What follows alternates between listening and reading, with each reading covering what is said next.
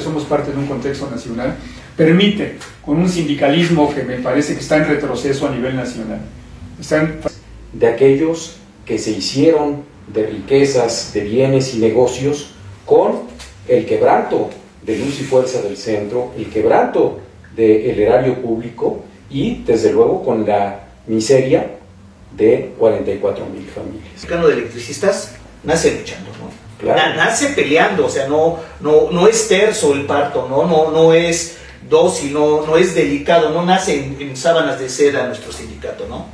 Tan es así que es importante recordar que cuando Ernesto Velasco, como persona visible ante la creación del sindicato, es sentenciado a muerte, ¿no? Digamos, charrificada, no es consustancial o exclusivamente del Sindicato Mexicano de Electricistas, sino es un problema general del sindicalismo, por no decir, y esa sí es la última idea con la que concluyo, con todo ese sector de trabajadores que ni siquiera tiene una organización sindical. Es decir, tenemos que recuperar la historia, porque estamos en un momento donde sí se nos ha despojado no solamente de elementos materiales económicos, sino también ideológicos. Y en ese sentido, yo...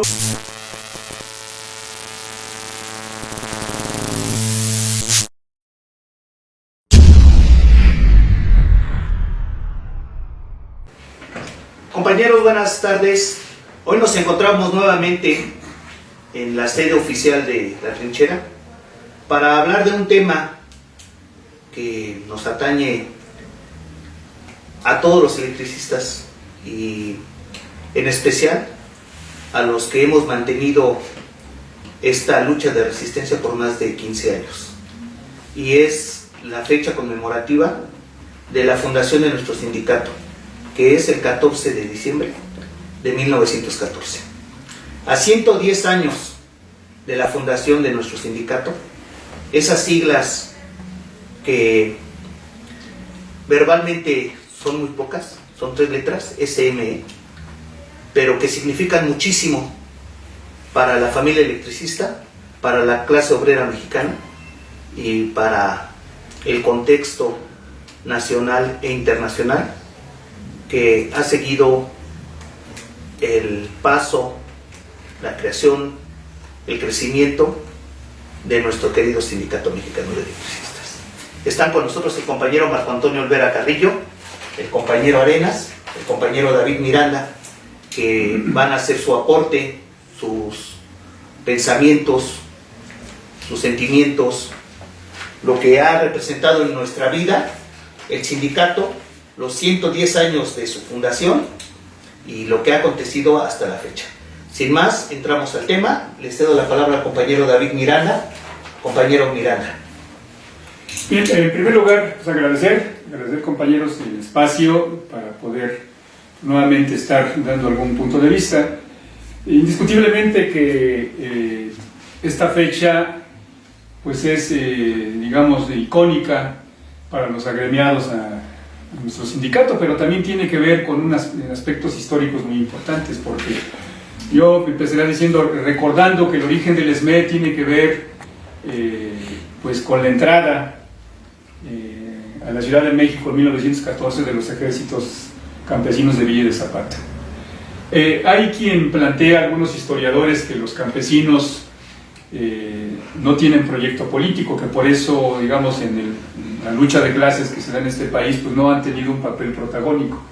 A mí me parece que es una idea que no se sostiene en los hechos, y si analizamos lo que ha sido el SME, me parece que de no haber sido por la entrada de los ejércitos de Villa y Zapata a la Ciudad de México, no se hubiera conformado nuestro sindicato, porque hay que recordar que hubo un primer intento de conformación del SME, que no se llamaba en ese entonces así, se llamaba la Federación de Empleados y Obreros del Ramo Eléctrico.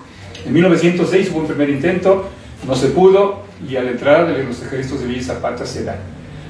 Y luego me traslado a lo que fue 1994, en donde también por la irrupción del movimiento zapatista a nivel nacional, es como el SME democrático en ese entonces puede arrancarle a un gobierno por demás autoritario y privatizador, que era el de Salinas de Gortari, la creación del organismo descentralizado Luz y Fuerza, que sustituye a la antigua compañía de Luz y Fuerza del Centro. Entonces esos dos hechos para mí son muy importantes a propósito de esos 110 años. Por eso quiero empezar con eso, porque me parece que es fundamental no perder, como electricistas, como trabajadores, nuestros orígenes, nuestra memoria histórica.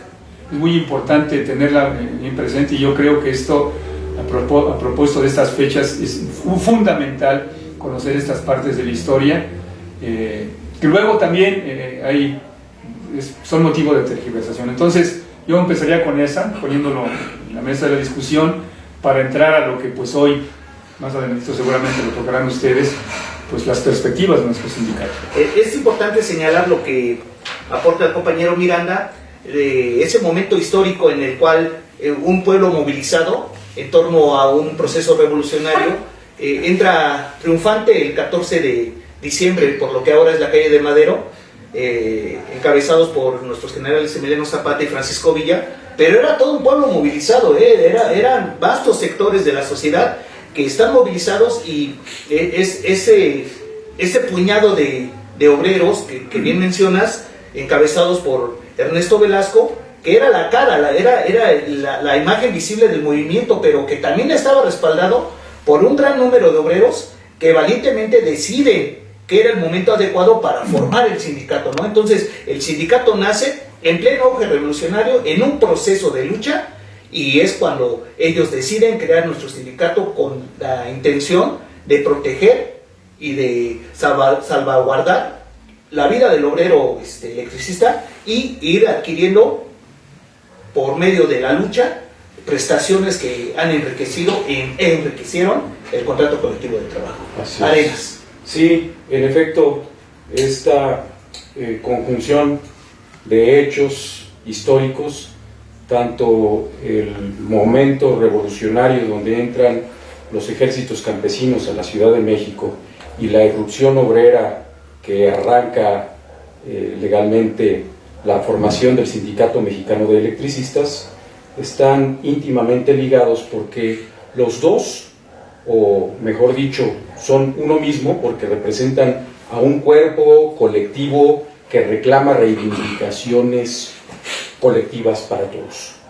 El ESME no es más que un sujeto colectivo, es un sujeto social que tiene un objetivo que bien podemos sintetizar en su lema: luchar por el derecho y la justicia del trabajador, alcanzar esa emancipación de los trabajadores para arrancar las conquistas y las garantías necesarias para sostener la vida en plenitud.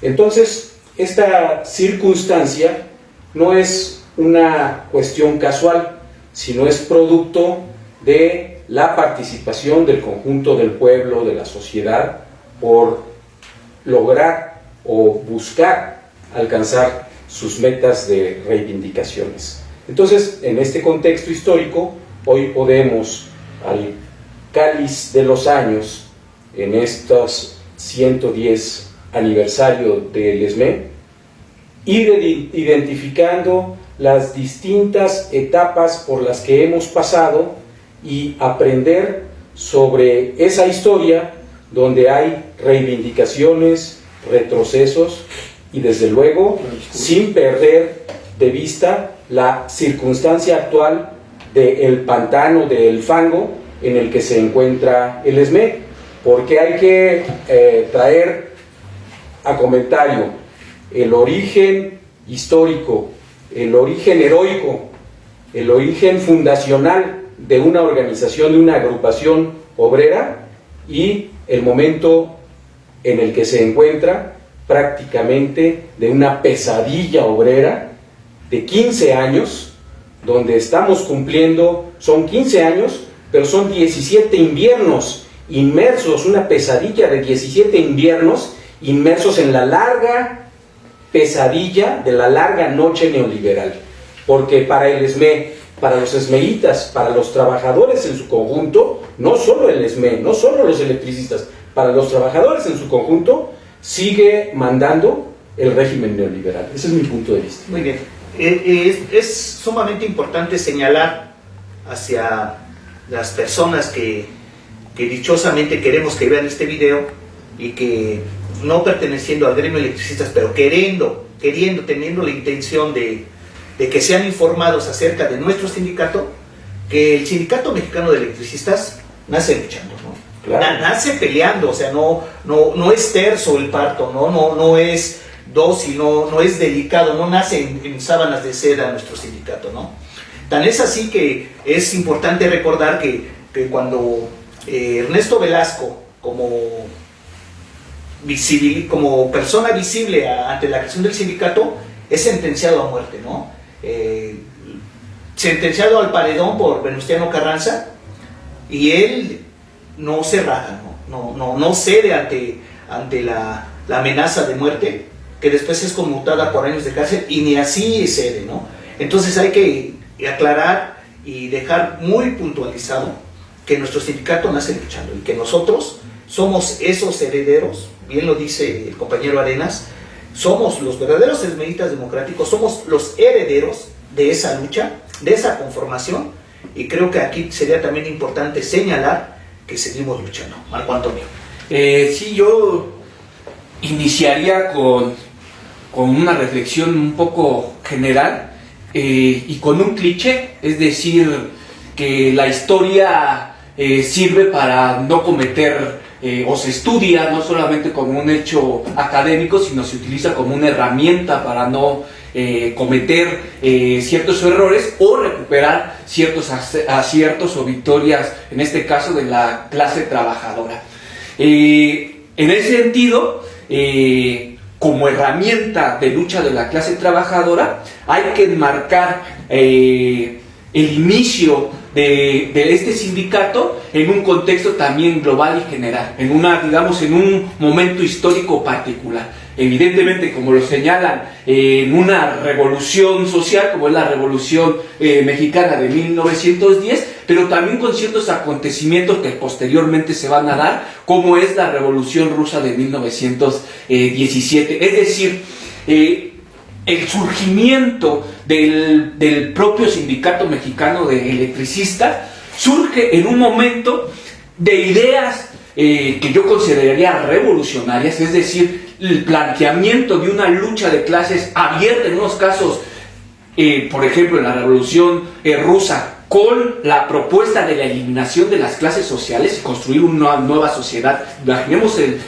la magnitud de eso, ¿no? Claro, el sindicalismo se encuentra en un nivel, intermedio entre una posición política mucho mayor, pero también, en avanzada en relación a lo que había. Incluso la propia historia del Sindicato Mexicano de Electricistas surge, como un avance paulatino a ideas mucho más complejas, con ciertos límites posteriormente históricos, ¿no? Pero lo que quiero señalar, que surge como la idea del mutualismo, como la ayuda entre trabajadores para, sortear las cosas que eran penurias, las penurias, las cosas, la pobreza que no se podía arrebatar en ese momento directamente al patrón, sino que tenía que existir mecanismos solidarios a pasar a la idea política y también evidentemente económica, es decir, bueno, el patrón, en este caso la patronal, la Mexicana Power y todas sus filiales, son los que se tienen que hacer responsables de la salud, de las condiciones de trabajo, etcétera, ¿no? Una serie de condiciones que se paralelan, ¿no? Con la Revolución Mexicana, pero en un contexto de ideas pues sumamente revolucionarias. Concluyo con lo siguiente: eso se me hace muy importante recuperarlo, porque como decía, si la historia es una herramienta, no empezamos de cero, ¿no? Habría que analizar la historia para decir, bueno, no es que nosotros vayamos a construir las nuevas ideas, ¿no? Hay cosas y avances que ya se pudieron dar en algún momento histórico de la vida de la clase trabajadora, y que en ese sentido nos encontramos en un momento. Concluyo con lo siguiente, yo creo que la problemática del Sindicato Mexicano de Electricistas actualmente, charrificada, no es consustancial o exclusivamente del Sindicato Mexicano de Electricistas, sino es un problema general del sindicalismo, por no decir, y esa sí es la última idea con la que concluyo, con todo ese sector de trabajadores que ni siquiera tiene una organización sindical. Es decir, tenemos que recuperar la historia, porque estamos en un momento donde sí se nos ha despojado no solamente de elementos materiales económicos, sino también ideológicos. Y en ese sentido, yo creo que este tipo de debates deben de servir para aumentar claro, no es por... No me quiero asumir como petulante, ¿no? Ni mucho menos, pero sí hay que apostar a subir el nivel de conciencia de la clase trabajadora, en lo particular en el Sindicato Mexicano de Electricistas, pero en general en la clase trabajadora de nuestro país. Sí, el intentar rediseñar el sindicato pasaría por recuperar las siglas, ¿no? Recuperar la esencia del Sindicato Mexicano de Electricistas, que señala Arenas que hemos pasado 17 largos años, 17 inviernos neoliberales, pero eso tiene nombre y apellido, ¿no? Claro. Nosotros tenemos enquistado como células que después se transformaron en tumores a charros, a agentes del neoliberalismo, que se llaman Martín Esparza Flores y Humberto Montes de Oca Luna como las principales caras que han impedido y que han atentado contra todo lo que ha representado desde su creación el Sindicato Mexicano de Electricistas, ¿no? Entonces aquí también versaría una pregunta para el análisis de la mesa de los compañeros que estamos participando, en el contexto de los 110 años de la fundación de nuestro sindicato, ¿por qué aún no se ha consolidado la victoria representada en la recuperación del trabajo y además recuperar la esencia de nuestro Sindicato Mexicano de Electricistas? David. Bueno, mi punto de vista ahí tiene que ver con dos aspectos. El primero es algo que hay que reconocer. Los más de 35 años de modelo neoliberal que se han aplicado a rajatabla a nuestro país, uno de los impactos muy severos fue al sindicalismo. Me refiero, por ejemplo, a la baja en la tasa de sindicalización en el país. Hay estudios, hoy ya se puede medir la tasa de sindicalización, es decir, el número de agremiados a un sindicato. Se estima que en los años 70 de cada 100 trabajadores, alrededor de 27 estaban sindicalizados en México. Hoy ya, con las mediciones que hace la Secretaría del Trabajo y Previsión Social, se establece el último dato que conozco es al 2022, de cada 100 trabajadores solamente 12 están sindicalizados. Es decir, somos, cuando menos en la región de América Latina, somos uno de los países que tiene menor tasa de sindicalización, y eso, por supuesto, pues implica, y es una de las causas a que haya los niveles de pobreza en la clase trabajadora, que se hayan perdido prestaciones, que se hayan desaparecido contratos colectivos de trabajo, es decir, hay un vendaval del modelo neoliberal. Y, por supuesto, en el caso del ESME, habría que también reconocer que, a pesar de que nace a la lucha o al fragor de la lucha revolucionaria, el sindicato, desde mi punto de vista, nunca ha sido revolucionario. Ha sido un sindicato de claroscuros. Es decir, es una historia que poco se recupera, incluso porque cuando se habla de la Revolución Mexicana se habla como precursores, como le llaman los académicos, de los mineros, los textileros, pero poco se habla del ESME, que en realidad fue uno de los precursores incluso de la propia Constitución Política Mexicana. Pero ha sido no una historia lineal, ¿no? Si por ejemplo checamos lo que sucedió, y fíjense cómo concuerdan las cosas, porque ha habido etapas charriles muy fuertes en el ESME. Por ejemplo, en el caso de cuando encabeza Juan José Rivera Rojas, de 1942 al 52, coincide con que en ese momento, en el 46, llega a la presidencia de la República. No había neoliberalismo todavía, pero llega Miguel Alemán Valdés, que es el sinónimo de la corrupción y de la política antiobrera en ese entonces. Ahí prácticamente empieza el charrismo oficialmente. Claro. Y resulta que el ESME sale de esa etapa negra, entra a etapas democráticas, pero vuelve a caer. No se diga el caso con la llegada de Jorge Sánchez García en 1987 a la Secretaría General.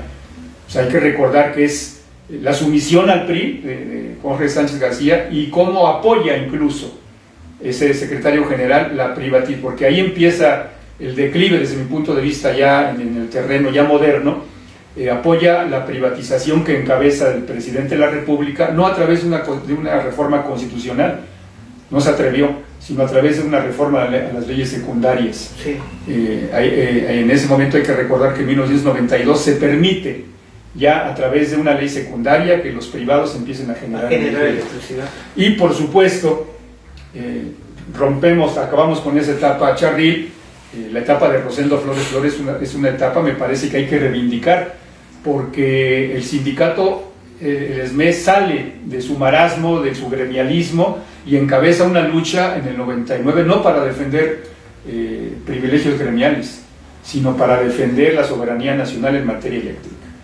Y todo eso el neoliberalismo lo aprendió, y por supuesto esto que acaba de decir Ricardo, esa tragedia que estamos viviendo desde hace 15 años, es resultado de cómo el priismo y el panismo, aprovechando esa circunstancia de ese vendaval en contra del sindicalismo, bien lo dice, no somos una isla, ¿no?, de que aquí en el SME se cuezan cosas aparte, somos parte de un contexto nacional, permite, con un sindicalismo que me parece que está en retroceso a nivel nacional, está en franco retroceso en la política del cangrejo, porque solamente hay que ver los grandes sindicatos nacionales, no solamente el SME, y no lo digo para consuelo, ¿no? Claro. Vean lo que son los telefonistas, los petroleros, mineros, etcétera, y el SME está en manos del control del charrismo, que ya no es ese charrismo de 1948 que encabezó Miguel Alemán Valdés, que lo promovió, en donde los charros eran los tapetes de la patronal o del gobierno. Hoy, el charrismo sindical son socios. Claro. Lo que documentaba, por ejemplo, el compañero Mario Benítez en el terreno de cómo, en el caso del SUTERM, el dirigente sindical es contratista, y en el caso del SME, Martín Esparza igual, es una muestra de cómo el charrismo ya es empresarial, son socios. Han mutado, hay una mutación, y eso por supuesto que incide en esa pregunta que acabas de plantear, del por qué no solamente son las empresas transnacionales que siempre nos han visto con odio, porque hay que decirlo, sino es esa oligarquía nacional y confabulada desde mi punto de vista con ese charrismo, lo que no ha permitido que regrese una fuerza de trabajo, pues que no, por más que digan, y ya lo abordaremos en otro segmento, que somos un cadáver político y laboral, pues tienen que reconocer que gran parte de la historia que se ha construido en infraestructura eléctrica que hay en este país se debió a la fuerza de trabajo de nuestros compañeros, nuestras generaciones. A mí me parece que eso es lo que ha, generado o ha contribuido a que nosotros tengamos ese obstáculo, no hayamos todavía tenido la posibilidad del regreso al trabajo, que es uno de nuestros objetivos fundamentales. Sí. Las cifras que aportas en torno a la sindicalización son dramáticas, o sea, el pensar que solamente 12 trabajadores de cada 100 están sindicalizados, o sea, es algo catastrófico. Y veamos también en el mapa nacional, como una radiografía, pues qué clase de sindicatos hay en México también, o sea, disminuye la tasa de sindicalizados, y de esos 12, ¿en qué sindicatos están sindicalizados? O sea, no es gran ciencia pensar que la gran parte están en las grandes empresas paraestatales, como son Pemex, como son Teléfonos de México, como son los mineros, como son los electricistas del SUTERM. O sea, ¿qué sindicatos son esos, no? Claro. Y lo que también es preocupante, que esos charros, aunque lo que voy a decir puede herir susceptibilidades, pero es en el mejor ánimo de despertar una discusión sincera, sin ánimos de hacer enojar, protegidos por la 4T, esos charros es que han representado lo que tú mencionas, la mutación, que se han convertido en contratistas, que se han convertido en gente que recibe un porcentaje en empresarios o que reciben un porcentaje del contratismo, como es el caso del líder sindical del SUTERM, que recibe el 2% de las empresas contratistas. Pues veamos entonces por qué no hemos podido recuperar nuestro trabajo, que ha sido eso también un factor fundamental para que no hayamos obtenido lo que tan anheladamente hemos buscado por más de 15 años. Sí. Arenas. Sí, en efecto, estas cifras, este razonamiento que haces de las cifras de sindicalización, se puede especular sin temor a equivocarse que de esos solo 12 trabajadores que cuentan con un sindicato, de esos 12, 11 pertenecen a un sindicato charro. Es decir, la devastación de la patronal sobre los derechos de los trabajadores, que son al mismo tiempo los derechos del pueblo, porque no debemos olvidar que es el trabajo el que produce o el fruto del bienestar en los hogares mexicanos para adquirir la educación, el sustento, el vestido, todo. Eso nos habla de manera dramática, drástica, el nivel de abuso, de corrupción, de desastre en la que vive nuestra sociedad trabajadora. Y pues entendiendo eso, podemos asegurar que el motivo por el cual el ESME, los trabajadores democráticos del ESME, y ahorita vamos a hablar de eso, ¿quién es el ESME? El auténtico ESME, el ESME profundo, el ESME legítimo, no ha podido regresar al trabajo porque hay una contradicción eminentemente política. No es un asunto de centavos, de cuánto pueda costar regresar a trabajar a 5,000, a 10,000, a 20,000 trabajadores, etc. Es un asunto de que el retorno del ESME significa de una vez y para siempre romper y agrietar el vidrio del estado de cosas que permanecen en condiciones de explotación y expoliación. El neoliberalismo, como dijimos desde un principio, es quien manda en el mundo del trabajo, en nuestro país y en el mundo entero. Y entonces, el regreso del ESME significa atentar contra los intereses de aquellos que se hicieron de riquezas, de bienes y negocios con el quebranto de luz y fuerza del centro, el quebranto del erario público y, desde luego, con la miseria de 44,000 familias. Es atentar contra esos intereses. El regreso del ESME es atentar contra los intereses de los grandes negocios capitalistas inmersos en la participación del ramo productivo de electricidad de nuestro país, el contratismo. No estoy hablando de CFE, estoy hablando del contratismo. Pero también el retorno de los trabajadores del ESME también atenta contra la mala administración de la CFE, atenta contra el mal servicio de la CFE, atenta contra el burocratismo y la corrupción a lo interno de Comisión Federal de Electricidad. Es decir, hay un conjunto de intereses alineados para impedir el regreso legítimo del ESME, porque el ESME de alguna manera es la antítesis en la lucha, desde luego. No hablo del ESME representado por esos oscuros como el oligarca Esparza y su comité espurio, no. Hablo del ESME legítimo, del ESME de los trabajadores. Sí atenta contra esos intereses y sí representa y redignifica el valor del trabajo. Es gracias a la lucha del ESME profundo lo que hoy es el contrato colectivo, la riqueza del contrato colectivo de trabajo que tienen en el subterráneo. Los derechos no prescriben, no fenecen, así como tampoco prescribe el daño ocasionado a los esmeitas, porque somos una familia y tenemos generaciones venideras que tarde o que temprano, si nosotros fracasamos en nuestra lucha, en nuestra tarea, será retomada.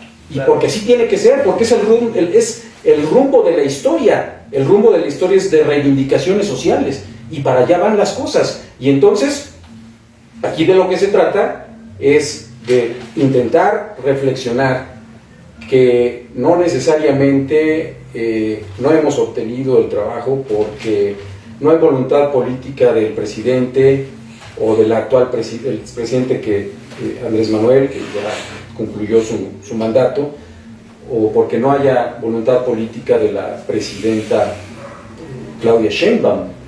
Me parece que el asunto es un poquito más riguroso.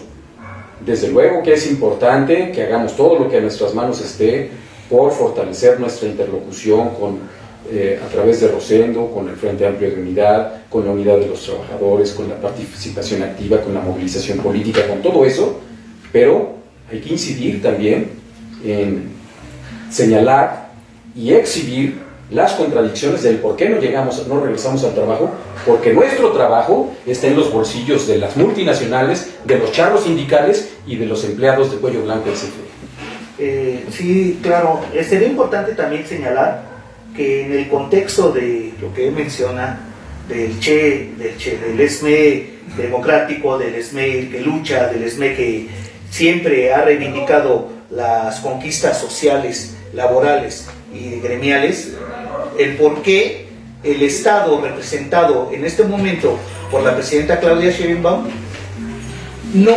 desea que el ESME democrático regrese a trabajar, ¿no? O sea, ¿por qué se impide que se haga justicia total para el obrero electricista? O sea, en términos prácticos, es impensable, o sea, es ilógico, no es real que exista un sindicato sin trabajadores. O sea, ¿cómo podemos mantener vivo a un sindicato si no hay trabajadores que defiendan una materia de trabajo y reivindiquen un contrato colectivo de trabajo? Marco Antonio, yo creo que es importante tu participación en este tema. Pues no sé si sea importante, pero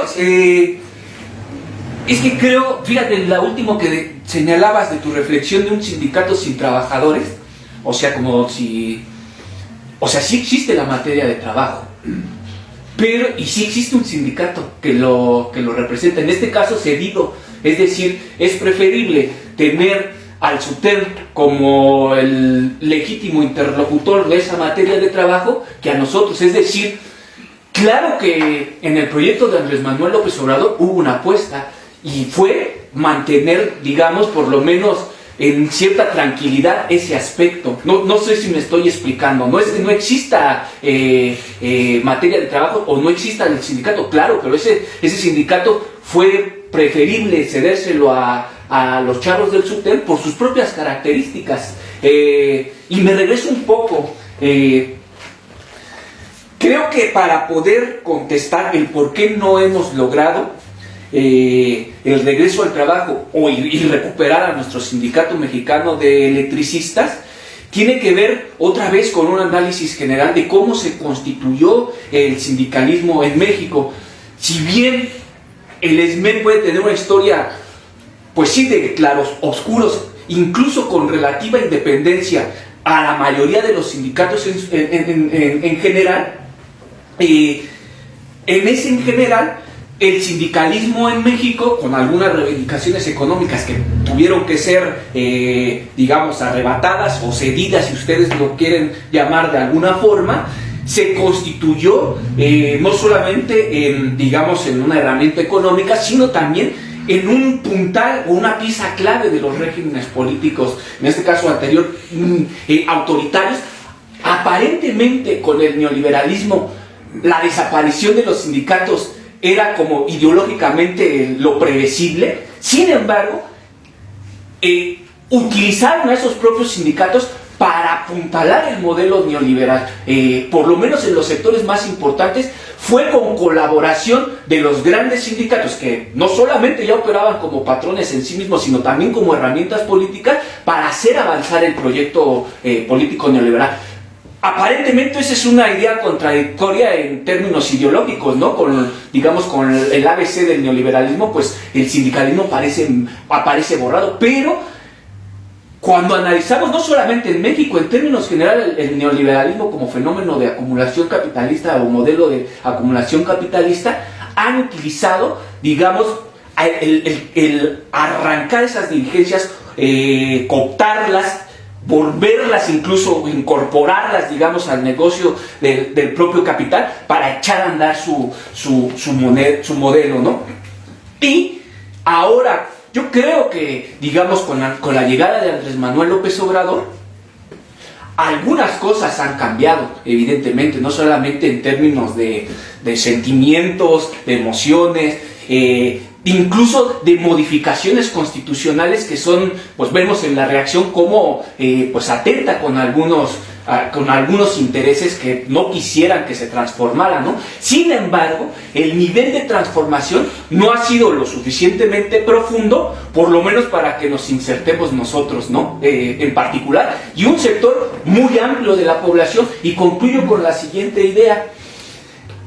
Pienso, como lo señalaba hace un momento, nunca dejó de ser el sindicalismo una herramienta de, ¿cómo lo diré?, de estabilidad política. Y creo que la apuesta de Andrés Manuel López Obrador fue no atentar con los intereses de los charros, porque los charros, o ese sindicalismo corporativizado, se supo y se ha sabido, paradójicamente, adecuar a los tiempos venideros. Es decir, en la Cuarta Transformación, en los proyectos que tendría Andrés Manuel como fundamentales, el pacto fue: no va a haber, por lo menos una confrontación política con tu nuevo gobierno, pero déjanos en paz. Y eso creo que fue una valoración política de Andrés Manuel López Obrador.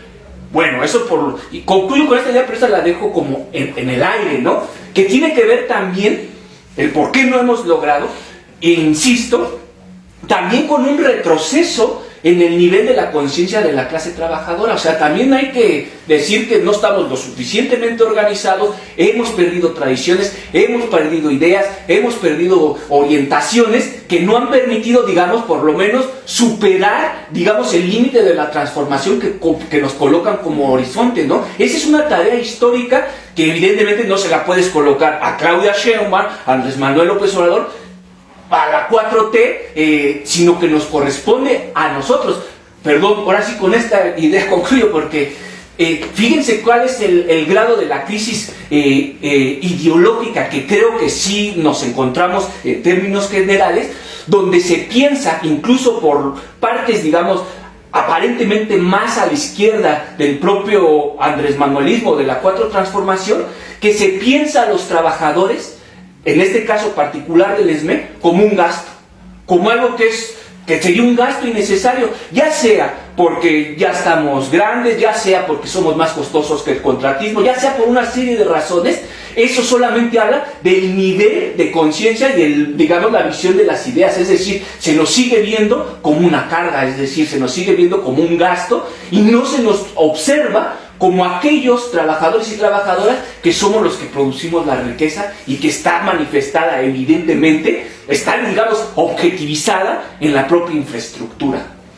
Sí, aquí yo creo que para enriquecer el análisis también sería importante señalar que 17 inviernos neoliberales y 15 inviernos sin trabajo no ha sido cosa fácil, ¿no? Pues son más de 17 inviernos neoliberales.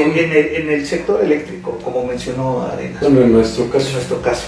Y posteriormente el perder la zona de trabajo, nuestro núcleo, donde podríamos organizarnos, que por esencia era la zona de trabajo, que era tu cuartel general para poder debatir y discutir ideas. Claro. Y también, pues, la desorganización sí ha cundido en las bases. Por eso la gran necesidad y el gran acierto de que se creara el Frente Amplio de Unidad, ¿no? Creo que ese referente es sumamente importante para poder recuperar el trabajo. No encuentro otra forma de organización superior al FAO para poder arrancarle al gobierno, porque es lo que queremos, o sea, no sé si estoy equivocado, y si estoy equivocado, por favor, corríjanme.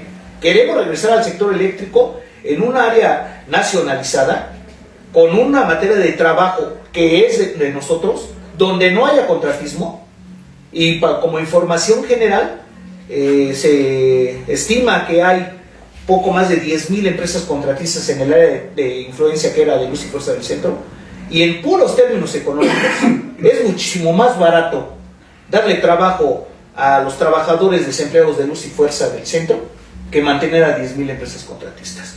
Creo que también ya es momento de ir cerrando, de ir concluyendo el tema. A 110 años de la fundación de nuestro sindicato, ¿Qué podemos esperar? ¿Cuál es el panorama? ¿Qué se visualiza? ¿Qué mensaje le mandamos al pueblo de México, Miranda? Bueno, yo hablaré de 3 aspectos muy rápido. En primer lugar, y aquí se comentó, hace 8 días vi el video, decía César Sánchez que el movimiento obrero por antonomasia, dice él, se moviliza. Yo creo que, bueno, mi opinión es que eso no es así. El movimiento obrero, precisamente su problema desde hace más de 40 años es su desmovilización. O sea, no es el hecho de que seamos obreros inmediatamente, eso implica que nos estemos movilizados permanentemente. Eso tiene que ver con niveles ideológicos y ese fue un impacto del modelo neoliberal en el terreno de cómo ha desmovilizado el movimiento obrero, y por supuesto al ESME ha permitido la llegada de dirigentes charros que tienen controlados a los grandes sindicatos nacionales, como el caso de nosotros y otros sindicatos. Y eso, pues por supuesto, ha generado un problema, ¿no? Eso es por un lado. Por otro lado, efectivamente, uno entiende, y se ha documentado, no voy a abordar ahí, que el asunto de haber extinguido a Luz y Fuerza del Centro tenía que ver con un proceso de privatización en la zona central del país. Lo hicieron, era un viejo sueño del PRI que lo operó el PAN. Lo que ya no tiene congruencia es que en el gobierno de la 4T, en donde se plantea recuperar la independencia y la soberanía energética, no se haya hecho lo suficiente. Yo no estoy diciendo que no se haya hecho nada. Hubo avances, ya nos hemos planteado, no los voy a repetir, pero son insuficientes. El problema aquí es que incluso hay visiones, y lo voy a decir claramente, como las que expresó el senador Noroña, en donde cuando habla del tema del ESME, y se atrevió a decir, sin elementos además, de que ya somos un cadáver político, que eso ya es una cosa, prácticamente para él es una cosa juzgada el tema del ESME y la extinción, porque su razonamiento es que ya nos liquidamos y que ya no hay nada que hacer. O sea, en otras palabras, pues ya no tendría la posibilidad de poder retornar al trabajo. Eso, francamente, tiene que ver con, y es delicado porque mucho me temo que no es la opinión del senador, sino es la opinión de una parte de este gobierno que hoy encabeza la presidenta de la República. Entonces, lo que habría que recordarle a Noroña y a otros funcionarios es que lo que se hizo con Luz y Fuerza del Centro y con el ESME no lo hicieron estos gobiernos, porque eso también se ha argumentado. Yo lo dije hace unos días, es responsabilidad del Estado mexicano, no del gobierno de Andrés Manuel ni de Claudia, pero sí del Estado mexicano. Eso fue un delito de lesa humanidad, porque tenía la intención de exterminarnos, porque como bien dicen los abogados de la NAT, si te quitan el empleo, que es el derecho y la fuente madre, pues no tienes derecho a nada, aunque esté escrito en la ley, hombre. No tienes derecho ni a la alimentación, ni a la educación, ni a la salud, ni a la vivienda, a nada. O sea, te condenan al exterminio. Entonces, así como el presidente reparó el daño y pidió perdón a los yaquis de manera muy correcta, así como el presidente Andrés Manuel también restituyó el régimen de jubilación a los trabajadores del SUTERN que había Peña Nieto les había dado palo en su contrato colectivo de trabajo. Mexicana volvió a volar, Mexicana volvió a volar. Así es el caso del ESME. Me parece que es fundamental que se repare el daño. Es parte de una reparación del daño, no es una dádiva. Y en cuanto a lo que, y con eso termino, que somos caros, yo solamente les daría un dato, porque hay que recordar que por nuestro contrato colectivo de trabajo nosotros teníamos la posibilidad de conocer los estados financieros de la empresa Luz y Fuerza del Centro. En nuestra cláusula 2 nos posibilitaba de mes con mes saber cuánto se gastaba en prestaciones, cuánto en salarios y cuánto en diversos rubros para funcionar Luz y Fuerza del Centro. Hago un comparativo muy rápido. En 1975, de cada peso que ingresaba Luz y Fuerza del Centro, datos oficiales, se destinaban para pago de salarios 25 centavos y para pago de prestaciones 27 centavos. Es decir, más del 50% de los ingresos de la antigua compañía de luz era para el pago del contrato colectivo de trabajo, en los años 70. Para el 2008, que fue el último estado financiero que conocí, de cada peso que ingresaba por venta de energía eléctrica a nuestra empresa Luz y Fuerza, se gastaban para pago de salarios 8 centavos y para pago de prestaciones 15 centavos. Entonces, ¿dónde está el impacto económico? Lo que omitieron decir desde aquellos años es que gran parte y las transferencias de que hablaba el espurio Calderón a Luz y Fuerza eran para pagar la compra de energía en bloque a la empresa Comisión Federal de Electricidad. Claro. Para eso se gastaban, porque hay que recordar que nos destinaron desde los 70 a ser una empresa distribuidora. No nos dejaron crecer en capacidad de generación y le comprábamos a Luz a Comisión Federal de Energía Eléctrica en bloque cara y la teníamos que vender barata. Subsidiar. Y de cada peso, también tomado de sus estados financieros, de cada peso que ingresaba Luz y Fuerza, se tenían que gastar en compra de energía en bloque 90 centavos. ¿Qué empresa pública o qué empresa privada resiste esa sangre? Las transferencias eran para la compra de energía en bloque, no para pagar nuestro contrato. Entonces hoy, en este contexto, digo, un gobierno, no estamos diciendo que este problema del vendaval sindical empezó con este gobierno, pero si se dice que hay que combatirlo, entonces a lo mejor en 6 años no alcanzó, pero es obligación del gobierno, yo así lo planteo. Desgraciadamente a lo mejor se dice que es un exceso porque no es una realidad, es una obligación del Estado mexicano y de la Presidencia de la República reparar el daño, porque lo que acaba de decir el compañero Ricardo se ha reflejado y no es tirarse al piso, se ha reflejado en una situación de enfermedades en los trabajadores que pertenecen al sindicato, en muertes, en divorcios, es decir, es una tragedia. De desintegración social. Es una tragedia, efectivamente, lo que ha pasado este mes y necesitamos recuperarla. Pero, por supuesto, nosotros, como dice el compañero, tenemos responsabilidad también, efectivamente, pero de alguna manera tendríamos que de manera compartida empezar a resolver este asunto, que no puede durar un sexenio más. Y también tenemos la obligación de recuperar nuestra historia, ¿no? Nuestra esencia como sindicalistas, y nuestra tarea fundamental es que no muere el SME. Y la única manera de que el SME resurja, se mantenga vivo y se revitalice es con trabajo. Ricardo. Sí, desde luego tenemos que concluir nuestra tarea histórica. Y en este caso esto significa recuperar nuestro empleo a través de una empresa pública, que quede bien claro eso, bien subrayado. El retorno del SME no es darle trabajo a los SMEitas para que se vayan a cualquiera de las distintas dependencias del gobierno o para que se dediquen a otra cosa con trabajo.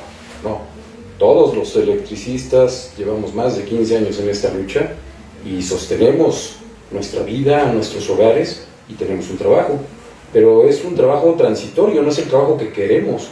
Queremos regresar a casa, queremos regresar al sector eléctrico, y eso significa regresar a trabajar para nosotros. Y en ese mismo sentido, pues tenemos que identificar algo. Con el decreto de extinción, a nosotros nos juzgó y nos condenó un tribunal neoliberal. Ese tribunal neoliberal hoy ha sido reprobado por el pueblo y está cayendo. ¿Por qué? Porque representa la putrefacción de ese régimen que a nosotros nos condenó a la extinción, a la muerte. Y eso es, como dice David, un daño, un crimen de lesa humanidad. Están obligados a reparar. Y que el Estado mexicano está obligado a reparar, a resarcir el daño hasta en tanto sea posible, porque ya no es posible recuperar las vidas perdidas, los años perdidos, el daño a las familias, etc. Pero hay que hacer lo posible, lo propio, por reparar ese daño, y esa es nuestra demanda al Estado mexicano. Ahora, ese tribunal, ese régimen podrido, pues también causa efectos en el carácter de reconocer por parte del Estado mexicano a un dirigente espurio, a un dirigente traidor y a un dirigente criminal como representante de los trabajadores del SME. Imagínense qué paradoja, qué contradicción.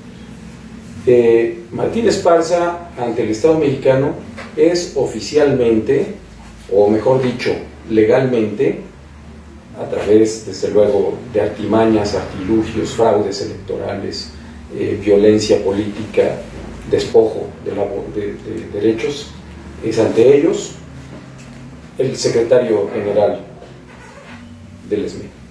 Pero ante el grueso de los trabajadores tenemos un representante legítimo, un sujeto representativo que encarna en este caso en el compañero Rosendo Flores, que es nuestro más alto valor político, activo político, porque él fue quien está inscrito en la historia junto con el movimiento obrero y organizaciones y activistas e intelectuales, el conjunto, pero él fue el representante del ESME que derrotó al neoliberalismo en la primera intentona de privatización. Él fue el que venció a Zedillo y él es el que está de pie en representación del Frente Amplio de Unidad, en representación del ESME legítimo, llevando a cabo la interlocución con el Estado mexicano para resolver nuestras demandas, las peticiones que estamos aquí configurando. Entonces, ante esto, desde luego que hay que redoblar esfuerzos de actividad, hay que llamar a la conformación de la más amplia unidad de trabajadores, porque también eso hay que decir, hay contradicciones, hay compañeros que apuestan por el fin de la historia, por los antagonismos, por el egoísmo de los charros, lo reproducen abajo también. Hay quien dice, yo quiero lo mío, quiero que se vendan los bienes y me vale lo demás. Es decir, todas esas contradicciones también existen, pero hay una fuerza hegemónica, organizada y la más representativa, que estamos luchando por estos, y estamos haciendo la tarea. Claro. Esa masa que menciona Ricardo, que estamos organizados en torno al FAUI como la persona visible y que va por delante de esta organización que es Rosendo Flores, es importante también señalar que como primera intentona de poder recuperar nuestro trabajo y ver el ánimo que gustosamente vi filas interminables de compañeros formados en un censo para conocer y saber quién tiene el ánimo de regresar a trabajar en el sector eléctrico, con un sindicato, con un contrato colectivo y además nacionalista como palanca de desarrollo para el pueblo de México, pues el ESME está vivo, Lo que se encuentra en Insurgentes 98, pues podrán tener las siglas y podrán decir que es el secretario general y podrán pues, llenarse la boca de verborrea, pero el verdadero sindicato mexicano de electricistas está ahorita bajo las siglas del Frente Amplio de Unidad. Marco Antonio. Y bueno, yo aquí me voy a atrever a algo, o sea, lo que está conduciendo es el Josué, pero este espacio creo que se debe de replicar, porque debe ser un espacio donde se debata fraternalmente, incluso ideas que puedan ser contrarias, pero en un ambiente claramente fraternal. No sé si me estoy explicando, ¿no? Y intentando, otra vez, aunque me escuche repetitivo, intentando elevar el nivel de la propia discusión en la que nos encontramos. No podemos permitirnos, a lo mejor soy duro con la palabra y no que se chaleque que quiera lo que vaya a decir, pero no podemos vulgarizar el debate, porque lo que está en juego va más allá de, digamos, de cualquier frivolidad. Lo que está en juego, pues, es la vida de miles de trabajadores y trabajadoras electricistas, o sea, y por ende la responsabilidad de cualquiera que se quiera intentar llamar interlocutor o representar algo, pues debe ser aumentar el nivel de debate para intentar producir una conclusión satisfactoria para los trabajadores y trabajadoras que todavía no sanan esa herida y que seguramente va a ser irreparable en su totalidad. También hay que entenderlo, son 15 años donde cómo lo regresas es imposible. Sin embargo, sí se puede surgir un poco, pues eso que fue evidentemente un atentado de dimensiones mayúsculas. Eso en primer lugar. En segundo, creo que nos encontramos ahorita, así como la historia del ESME, como señalaba Miranda, pues es una historia no de, digamos, de una sola línea, sino tiene sus ascendentes, descendentes, etcétera, como es la historia al final de cuentas, ¿no? La historia nunca se plantea solamente en una dirección, puede plantearse en muchos, ¿no? Por contextos, por características, etcétera. En ese sentido, la lucha del 2009 a la fecha también ha pasado por diversos relieves, ¿no? Y creo que venimos de algo que apuntaló la lucha, que tiene que ver con la llegada de Andrés Manuel López Obrador, con la interlocución que hubo del FAO y de Rosendo Flores con el propio Andrés Manuel López Obrador, que se cristalizó en las compensaciones por justicia social, que es un avance importante, tampoco podemos negarlo, pero que queda limitado a ese espectro. Es decir, hay una porción muy amplia que no encontró ningún resultado que resarza toda esa tragedia. Es decir, se olvidó. En ese sentido, cuando se va Andrés Manuel López Obrador, también deja un vacío. Y bueno, esa es mi perspectiva. Es decir, se va Andrés Manuel López Obrador sin cumplir todo, sin haber, digamos, un horizonte tan claro de que posteriormente a eso se iba a resolver, que deja una especie como de, ¿cómo le diré? O al menos ese, a lo mejor puede ser mi sentir y lo estoy trasladando, ¿no? Una especie como de pesimismo, ¿no? De cansancio, de vacío, que intenta ser llenado por una serie de personajes, incluso la dirección charra y otros, intenta ser llenados de alguna u otra forma. No sé si me estoy explicando. Evidentemente, yo la otra vez me imaginaba, ¿no? Una especie de... Eso no fue con Andrés Manuel. Antes de Andrés Manuel, un cristal al cual le dieron un marrazo y se fragmentó en multiplicidad de fragmentos, ¿no? de cristal, evidentemente unos más grandes, otros más pequeños, y habría que evaluar cada pedazo de cristal que representa en la propia organización.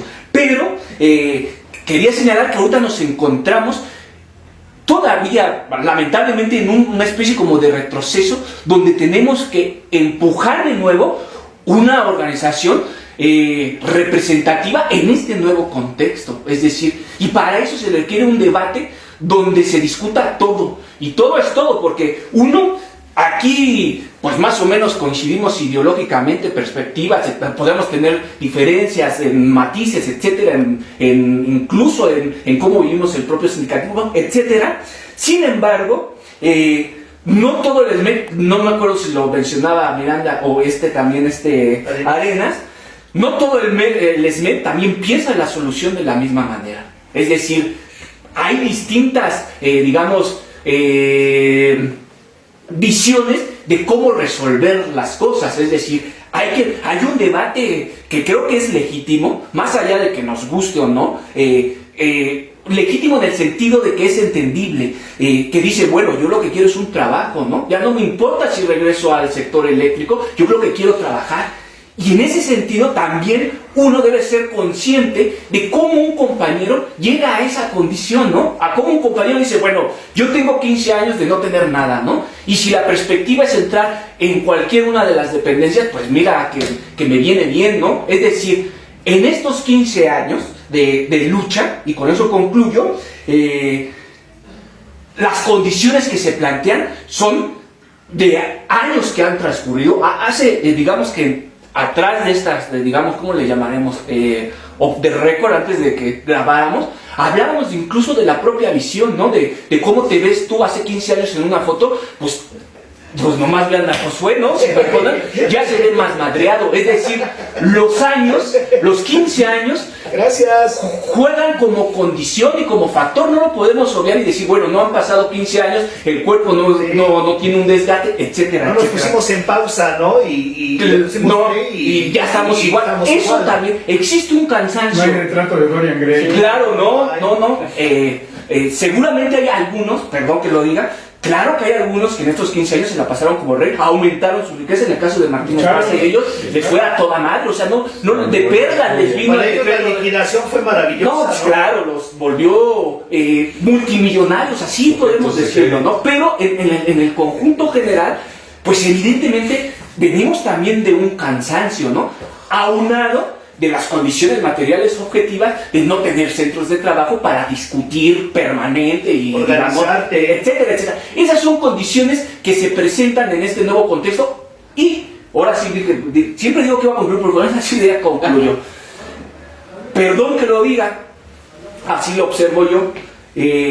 Yo no veo, por lo menos ahora, en este contexto de Claudia Sheinbaum, de la presidenta Claudia Sheinbaum, por lo menos un elemento cercano que nos indique que hay algo que quiere ser resuelto, por lo menos de allá para acá, ¿no? Evidentemente de acá para allá, pues sí debe de existir algo que lo empuje. No tengo ningún elemento, o sea, aquel que diga, perdón, que diga interlocutor, pues bueno, debe ser. Yo escuchaba un audio de Mario, y aquí está presente, bueno, tras bambalinas, que decía, la interlocución que es, la interlocución es aquella que es capaz de representar los intereses generales de la base, ¿no? En ese sentido, así yo sí la conceptualizo, pero aquella que yo observe donde hay una negociación, por lo menos de este gobierno, directa con alguno de todos, pues por lo menos yo no la observo. Y si no la observo, si es que existiera, y si no la existe, es como yo pienso, habría que debatirlo, hay que construirla. Hay que construirla con una fuerza mayoritaria, siempre sin sectarismos, con las posiciones más abiertamente y fraternalmente posibles, y siempre también, con esa sí ya concluyo, siempre pensando en la fraternidad, ¿no? Como un elemento, como ponerte en los pies de aquellos que no han tenido nada, como aquellos que pues todavía no, o sea, no sé si me explico, un aspecto muy solidario, ser muy comprensibles con las circunstancias en las que estamos dirimiendo todavía un conflicto que no ha concluido. A 110 años de la fundación de nuestro sindicato y deseando desde lo más profundo de mi ser que este sindicato resurja, que este sindicato vuelva a levantarse, refunde, que este sindicato vuelva a cobijarnos en torno a sus siglas y con un trabajo y con una materia y con un contrato colectivo de trabajo y con una organización donde se discuta y donde se avance tanto en el término político como en el término ideológico. Nos encontramos en algún lugar del planeta Tierra y como últimas palabras brevemente, nuestros mejores deseos. Miranda. Pues simplemente agradecerles a ustedes la oportunidad de debatir, nuevamente lo comento. Yo espero que estos días podamos recargar un poco, estos días de descanso, energía, porque necesitamos refundarnos. La vía es el FAU, no hay otra vía, y pues evidentemente requerimos, me parece que apretar un poco, no confrontar al gobierno, no estoy hablando de una confrontación, pero sí apretar, hacernos más visibles. Claro. Y por supuesto, yo creo que una exigencia fundamental es que cuando menos en lo que era nuestra zona de atención, demandarle a este gobierno que encabeza la presidenta, salga el contratismo del sector eléctrico nacional. Si se quiere recuperar la rectoría de la nación, si se quiere fortalecer a CFE, eso pasa porque se vaya el contratismo y regresen a laborar los trabajadores del Sindicato Mexicano de Electricistas. Sí, sin más arenas. Sí, compañeros, de la manera más fraterna y respetuosa posible, les envío un saludo, un abrazo y con una humilde petición de que todos hagamos una reflexión y que en conclusión veamos si es posible que cada quien podamos contribuir con nuestra propia reflexión y que esta reflexión nos lleve a la acción para alcanzar nuestros objetivos. Marco. Sí, bueno, yo concluiría otra vez haciendo el énfasis de que pues este espacio que es un espacio para el que quiera, bueno, no para el que quiera, nos reservamos el derecho de admisión en algunos casos, pero digamos a los compañeros fraternos de que este es un espacio de la trinchera donde se discute y que sea más, digamos, poder contar con la participación de David, de Ricardo y de otros compañeros que se quieran seguir sumando a esto, pues los invitamos. Y señalar si son 110 años de, digamos, desde la fundación del Sindicato Mexicano de Electricistas, y evidentemente cada aniversario pues nos permite, ya sea el de la vida, ya sea el del Año Nuevo, etcétera, nos permite, digamos, en términos simbólicos, siempre hacer un espacio a la reflexión, detenernos un poco, siempre con la idea que dice Ricardo de pasar de la reflexión a la acción, evidentemente, y poder, por lo menos en este sexenio, porque también pues la vida pasa y hay veces que las derrotas surgen y que son posible, por lo menos en momentos históricos específicos, poderlas, digamos, revertir, podamos cumplir nuestros objetivos lo más pronto posible, antes de que pues, se nos vaya la vida. Mañana, compañeros, es 14 de diciembre. Mañana cumpleaños nuestro sindicato. Feliz cumpleaños, Sindicato Mexicano de Electricistas. Que tu próximo cumpleaños lo festejemos con trabajo y con todos los compañeros en pie de lucha. Y sin charros. ¡Viva el ESME! ¡Viva! Y recuperar el proyecto por el derecho y la justicia del trabajador. Claro.